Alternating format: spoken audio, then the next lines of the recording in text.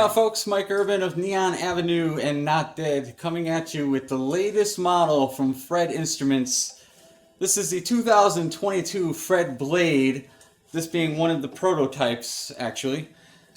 This one is modeled after the Modulus Blackknives that Bob Weir is famous for using. In particularly, this one is featured more towards Bobby's walnut black knife that he used in the late 80s, circa 1988 or so. It features it looks to be a three-piece neck through. However, if you get very close to it, very, very close, you can see another couple strips of wood making a five-piece neck through of maple with a strip of dark walnut running up the middle of it. The headstock, as you can see, is very reminiscent of the very rare Arrowhead Modulus Blackknives that Bobby played. And another cool feature is the kickback angle as well. The tuners that come stock on these Phred blades are honestly really good. They hold a decent tuning. I'm just a stickler for tuning. I upgraded, this is one of the things I upgraded. I upgraded these tuners to lock and go toes. As I said, the neck is a five-piece maple neck through. A couple things that the Modulus Blackknives will have that the Phred doesn't have, and it doesn't take away from the guitar at all. You get the wood neck as opposed to a graphite neck, as well as like on a Modulus Blackknife you will get the phenolic composite fingerboard. This fretboard is ebony, and it's a very nice responsive wood. It's bright. And moving down, going back to the neck, the radius is a little chunky, but not overly chunky. I would call it more of a D as over a C radius. It's very comfortable to play. Your hand does not cramp. You can play and play and play, and just about plays itself.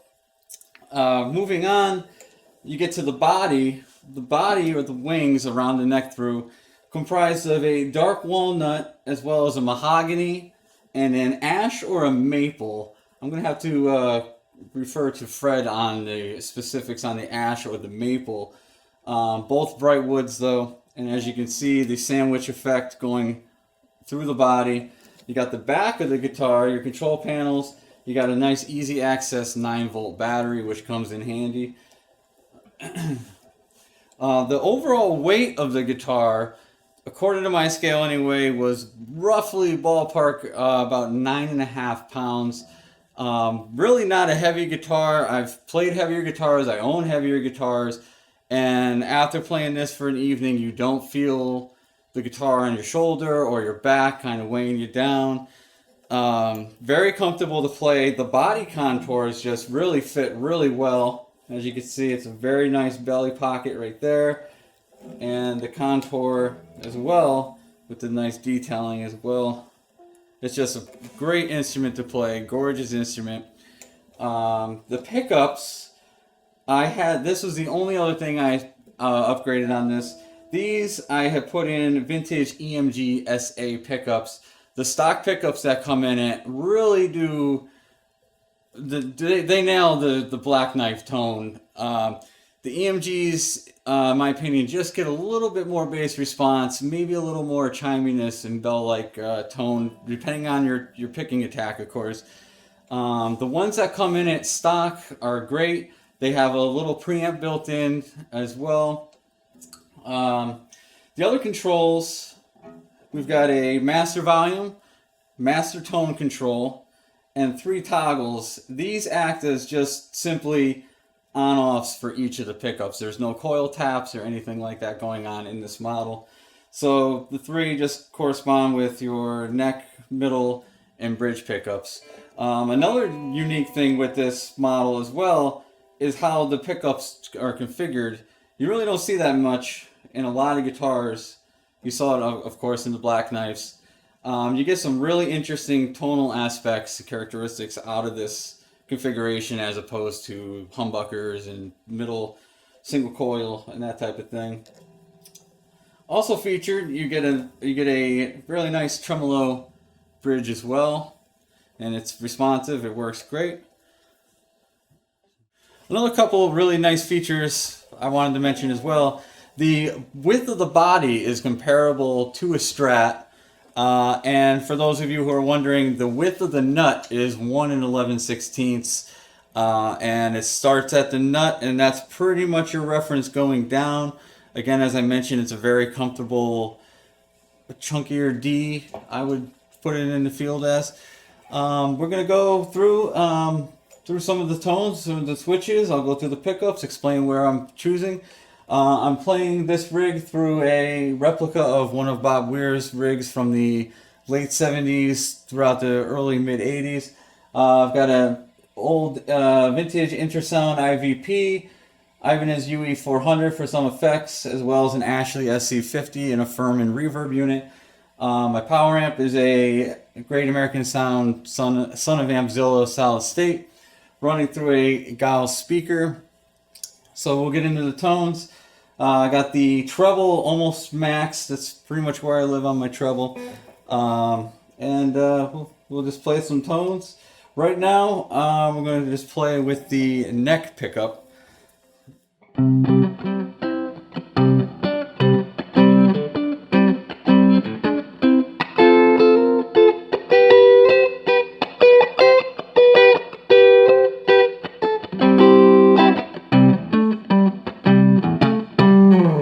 You can hear the throatiness of the neck pickup. Very reminiscent of a single coil of a Strat. You still get that throatiness. We're going to move on to the middle coil now. Definitely a little brighter. You can hear it getting closer to the bridge.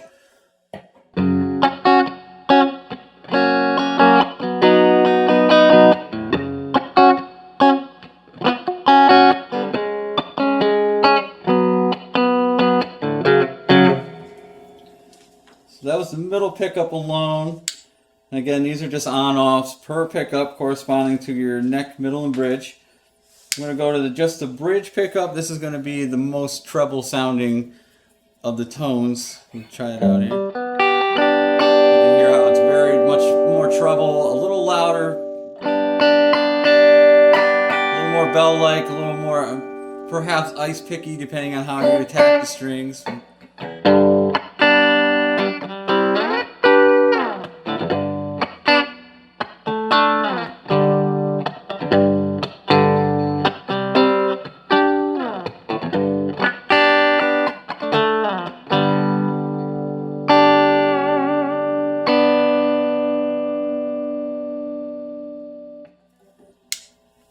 Alright, now we're going to go with the neck and the middle pickup.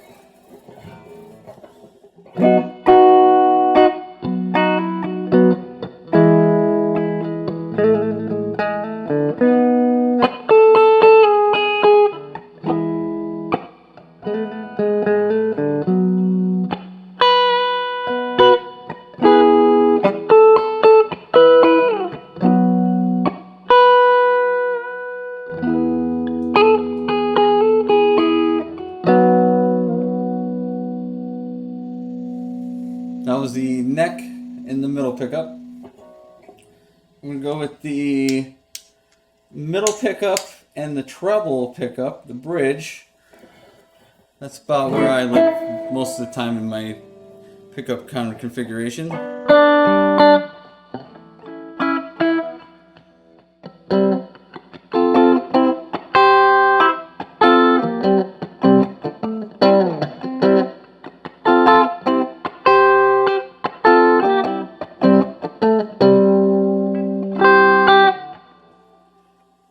You can hear a little bit, all the slight little changes. Again, it's a lot different than having humbuckers and coil taps. It's very unique configuration being 3 single coils, especially active, crunched up to the bridge like this. The active pickups, even the stock ones that came with it, they really cut through the mix really well.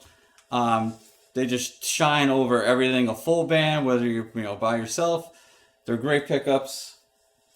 I'm going to do, let's try the neck and the bridge pickups.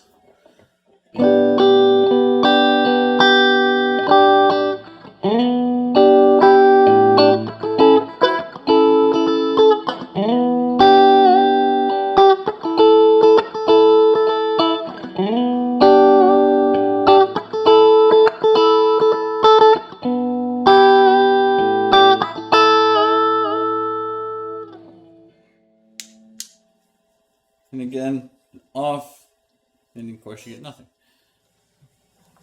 Another pickup configuration I'm going to run through right now is the neck pickup and the bridge pickup as well. You can hear the tonal differences between all the pickups and the settings I've played so far, between the treble or the throatiness. Really, it's a Swiss Army knife of tones. You can't really go wrong. So again, this is the neck pickup mixed with the bridge pickup.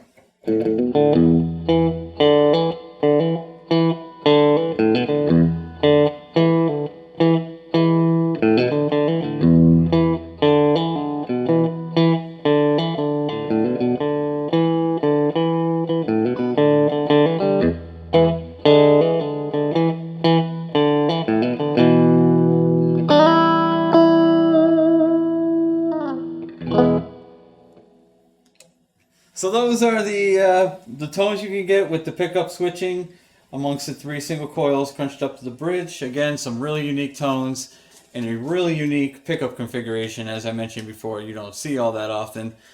I'm gonna add a little bit of overdrive. I'm gonna play a little bit with a boost so you guys can kind of see how the guitar and the pickups react with a boost pedal in front of it as well as the overdrive. Well, I'll start with the overdrive. I know I mentioned I had the UE 400. There's a great overdrive in that, which is about identical to the Tube Screamers. I'm going to try it on a Maxon OD9 at the moment. I'm going to try that.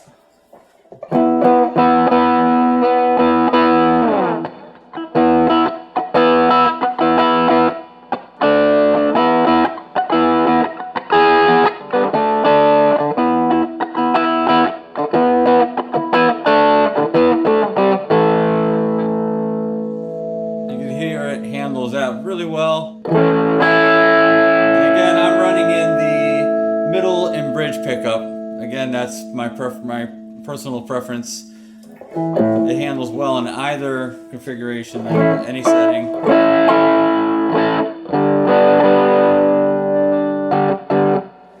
We try with a boost.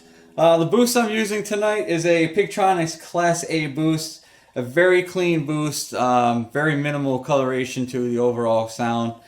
Let me try that. Here's the tone without it. You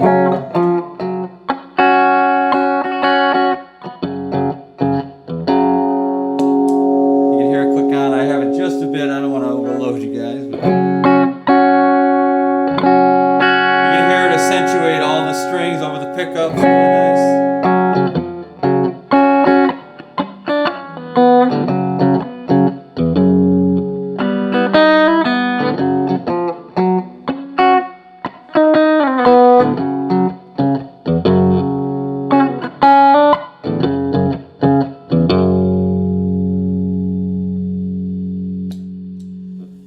That was playing with some overdrive as well as some boost, just to show you guys how the guitar sounds with some different attack pedals going to it, as you know, the boost and the overdrive. I've been playing around the neck, doing some chunky chords, some things like that. I'll play up high this time so you guys can hear how it sounds, just playing singular notes and licks and riffs like that. One thing I'd like to mention is when the guitar arrived, the neck was spot on. There was no dead notes, no pun intended. The frets were dressed. It just plays really well, and the guitar sings. I'll play some higher up single notes so you can hear how that sounds.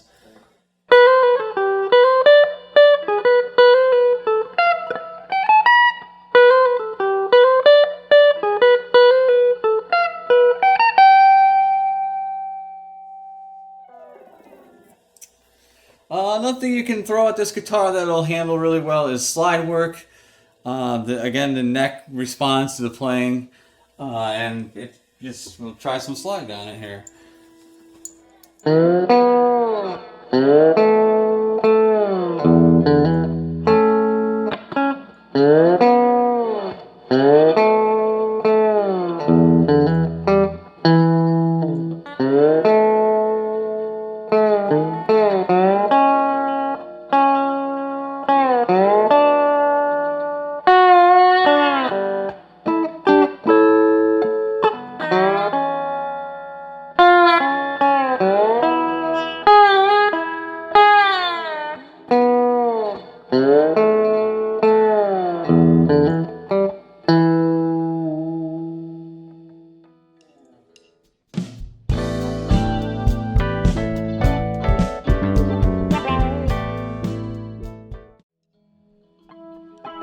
I woke today,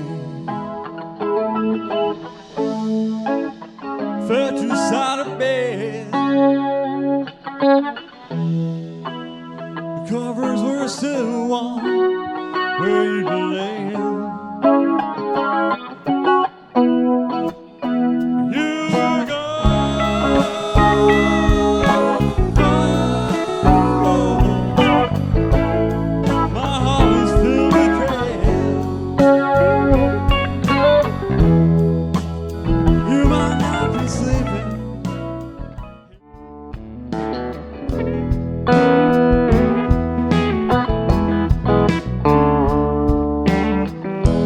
Bringing me down, I'm running the ground, blinding the light of the interstate cars, passing me by, those buses and semis, plunging like stones on my six-shot on bars. But I'm here by the road, bound to the road. So the 2022 Phred Blade, available on Phred's website at phredinstruments.com. Head on over there and check out what he's got. He does tributes to the Trey Languedoc models. He'll do the Jerry Ligers, a spin on the Jerry Garcia Tiger model, as well as the Wolves. He's just recently come out with a Travis Bean model as well. As far as Bobby guitars go, as you can see, I have the Phred Ace that came out earlier in the year. Another incredible guitar. That's another story though. Again, phredinstruments.com. I'm Mike. Thanks for checking out the video. Peace. Flashing like the red and blue.